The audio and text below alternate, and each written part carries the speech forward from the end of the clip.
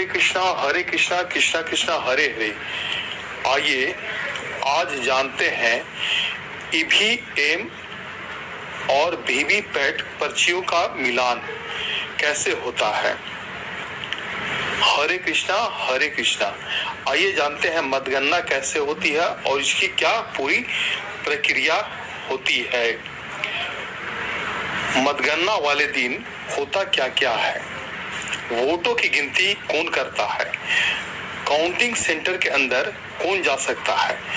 मतगणना के बाद ईवीएम का क्या होता है। आइए जानते हैं मतगणना से जुड़े ऐसे कई सवालों के जवाब। चुनाव आयोग के अनुसार वोटों की गिनती शुरू होती है। सबसे पहले पोस्टल बैलेट की गिनती होती है। उसके बाद ईवीएम के वोट गिने जाते हैं।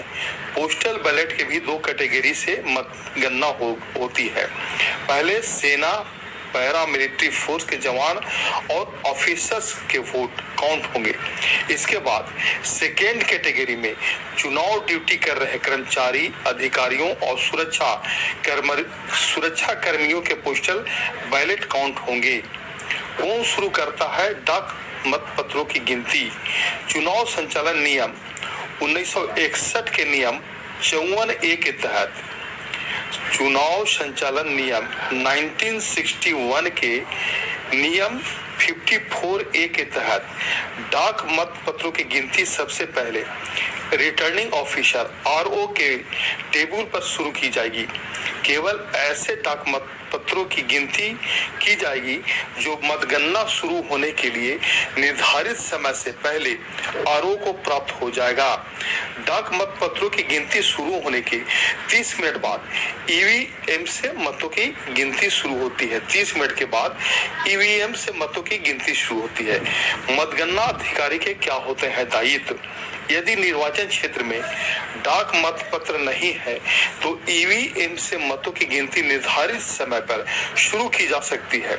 मतों की गिनती के लिए मतदान केंद्र में इस्तेमाल की गई ईवीएम की कंट्रोल यूनिट CU के साथ फॉर्म 17C की ही जरूरत होती है।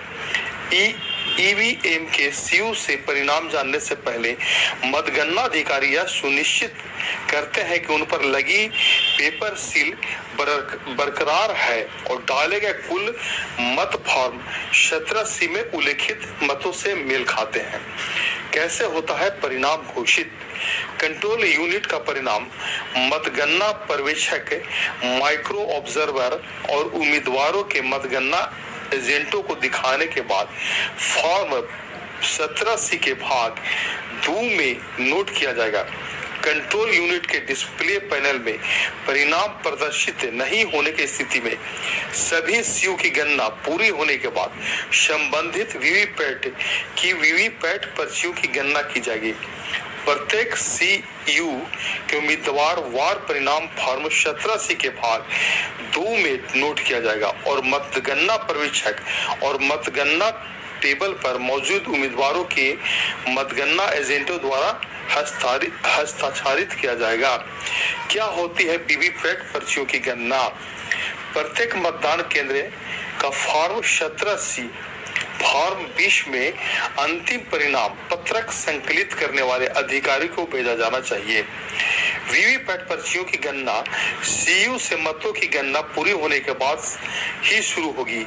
प्रत्येक विधानसभा क्षेत्र, संसदीय क्षेत्र के प्रत्येक विधानसभा क्षेत्र में यादृच्छिक रूप से चयनित 5 मतदान केंद्रों की वीवीपैट पर्चियों का अनिवार्य सत्यापन मतगणना पूरी होने के बाद ही किया जाएगा।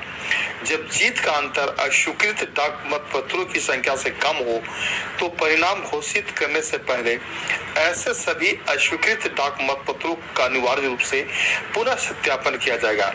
यदि 2 उम्मीदवारों को समान संख्या में सर्वाधिक मत प्राप्त होते हैं तो परिणाम लॉटरी द्वारा घोषित होता है। हरे कृष्णा।